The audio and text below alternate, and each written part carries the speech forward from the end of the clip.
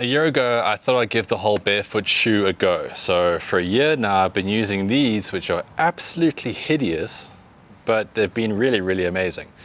So the reason I want to kind of get into it is because whenever I was training at the yard, when I started doing weight training, I was always barefoot. That's where you should be when you train, really, because you don't want like big sole, big cushy shoes pushing you when you're like trying to squat or you're trying to deadlift or trying to do like that.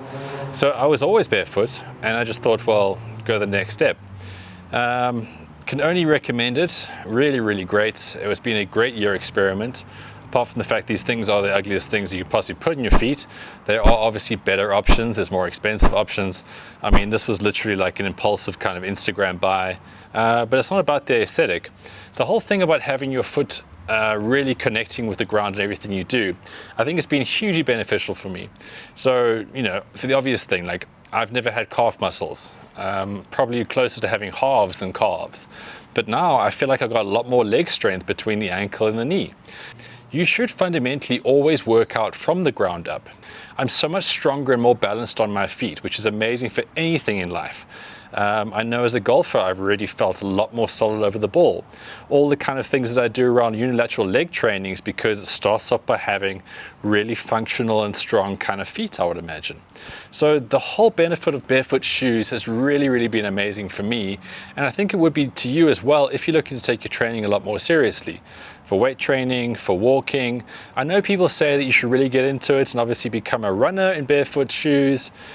That is where I kind of draw the line. So unless you're going to be in barefoot shoes every single day of your life and you now make this your thing, I wouldn't recommend this is going to be your all-time kind of shoe. Like if you run once or twice a week, I think it could be relatively dangerous because you've really got to practice. You've really got to get into the sort of groove of having no support in your heel whatsoever.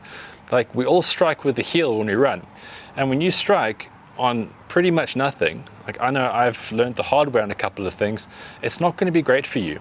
You don't want to create injuries. You know, the whole thing about having the barefoot shoe is to kind of build strength, but really ease into that.